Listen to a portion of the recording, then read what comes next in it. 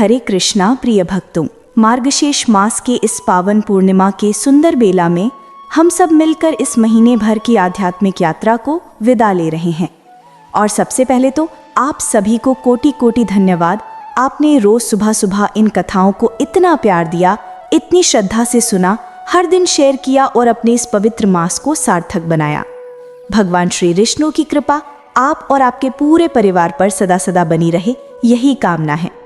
इस मास में आपने जो उपवास किया, जो दान किया, जो जप किया, उसका अनंत गुना फल आपको प्राप्त हो, यही श्री हरि से प्रार्थना है। आपके प्यार और आशीर्वाद से हम भी पूरे महीने आपको शुद्ध वैदिक कथाएं सुना सकें, बिना किसी मिलावट के यथारूप ज्ञान पहुंचा सकें। अगर आपको ये कथाएं अच्छी लगी और आपके मार्गशीर्ष को सफल बनाने में थोड़ी भी मदद की, तो बस एक छोटी सी प्रार्थना है कि आप हमारे लिए, हमारी पूरी टीम के लिए भगवान श्री कृष्ण से प्रार्थना करना कि हम इसी तरह शास्त्रों का शुद्ध प्रचार करते रहें। तो चलिए अब आज की अंतिम मार्गशीर्ष मास कथा शुरू करते हैं और इस कथा श्रृंखला की आखिरी कड़ी को बड़े प्रेम से सुनते हैं। पिछली कड़ी में हमने सुना था कि ऋषि नारायण देवराज इंद्र के अहंकार को चूर करने की पूरी कथा सुना रहे थे और उसी प्रसंग में उन्होंने भगवान श्री राम द्वारा अहिल्या के उद्धार की बात भी कही थी। फिर नारद मुनि ने और जिज्ञासा दिखाई और कहा कि हे मुनीश्वर, कृपा करके इस पूरे प्रसंग का विस्तार से चरित्र सुनाइए। तब ऋषि नारायण ने कहा, हे नारद, त्रेता युग में ब्रह्मा जी की प्रार्थना से स्वयं भगवान श्री हरि ने महाराज दशरथ और माता कौशल्या के घर पुत्र रूप में अवतार लिया।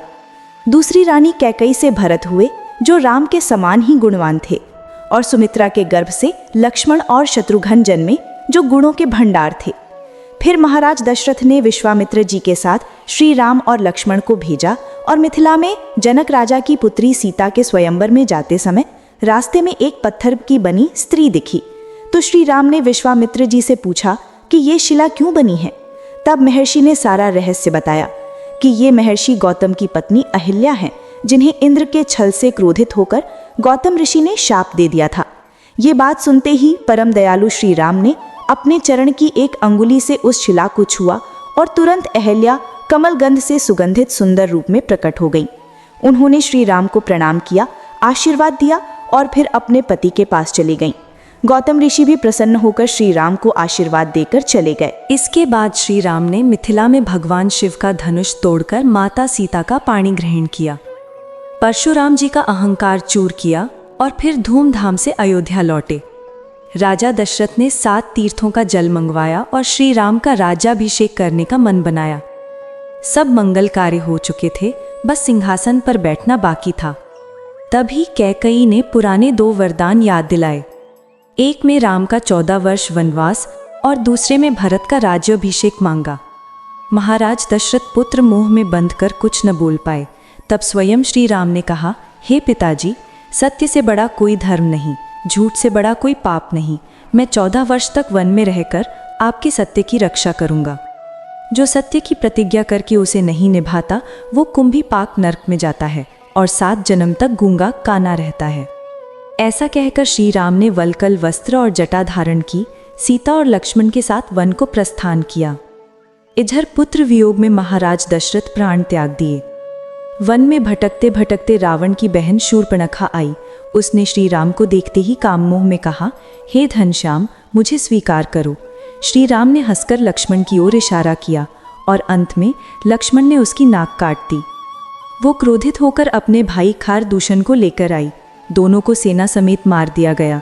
फिर वो रावण के पास गई और सारा वृत्तांत कहकर पुष्कर में तपस्या करने चली गई। वहां ब्रह्मा जी ने दर्शन दिए और कहा कि इस जन्म में श्री राम और लक्ष्मण दोनों दुर्लभ हैं, पर अगली जन्म में तुम भगवान श्री कृष्ण को पति रूप में पाओगी। ऐसा वर देकर ब्रह्मा जी चले गए और शूर्पणखा ने शरीर त्याग दिया। दूसरे जन्म में वो कुब्जा बनी। इधर शूर्पणखा के उकसाने पर रावण ने मारीच की मदद से स्वर्ण मृग बनाकर सीता को हर लिया। सीता को ना पाकर श्री राम मूर्छित हो गए। लक्ष्मण ने ज्ञान देकर उठाया। फिर दोनों भाई दिन रात सीता की खोज में वन, पर्वत, नदी, गुफाएं छानते रहे। अंत में सुग्रीव से मित्रता की। वानर सेना तैयार हुई।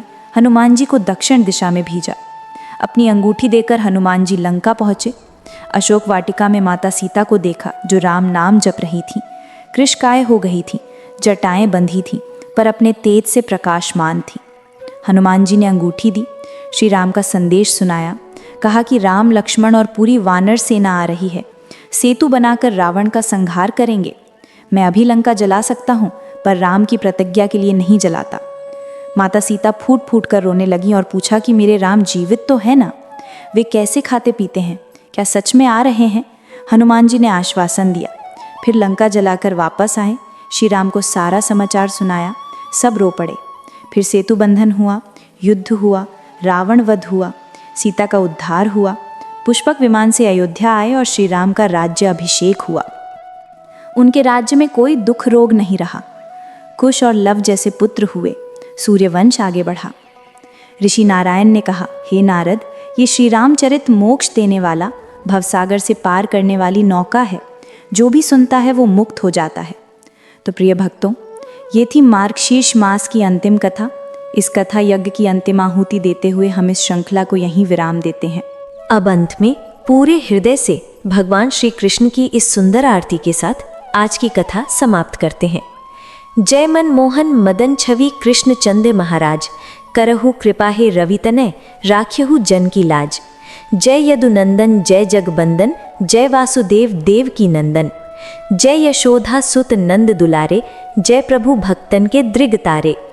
जय जय नटवर नागर नाग नथैया, कृष्ण कन्हैया धेनु चरैया। उन्नख पर प्रभु गिरिवर धारो, आओ दीनन कष्ट निवारो। बंसी मधुर अधर धरी तेरी, होवे पूरन मनोरथ मेरो। आओ हरि पुनि माखन चाखो, आज लाज भरत की राखो। गोल कपोल चिबुक अरुणारे, मृदु मुस्कान मोहिनी डारे। रंजित राजित नयन विशाला, मोर मुकुट वैजयंती माला। कुंडल श्रवण पीत पट पर काछे, नील जलद सुंदर तन सोहे। छवि लख सुरनर मुनि मनमोहे, मस्तक तिलक अलग घुंघराले। आओ कृष्ण बांसुरी वाले, कर पै पान पूतना तारो, अग बकासुर मारो। मधुवन जलत अग्नि जब ज्वाला, भई शीतल लखिन नंद लाला। सुरपति जब ब्रज चढ़ैयो रिसाई, मूसल धार वारी वरसाई। लगत लगत ब्रज छन बहायो, गोवर्धन लखी धारी बचायो। लखी सुदामा मन भ्रम अधिकाई, मुख में चौह भवन दिखाई। दुष्ट कंस अति उद्दम मचायो, कोटि कमल जब फूल मंगायो। काल यम तब तुम लीन हो, चरण चिन्ह दे निर्भय कीन हो। कर गोपिन संग रास बिलासा, सबकी पूरन करी अभिलाषा। केतिक महा असुर संघार्यो, कंस ही केस पकड़ी दे मार्यो।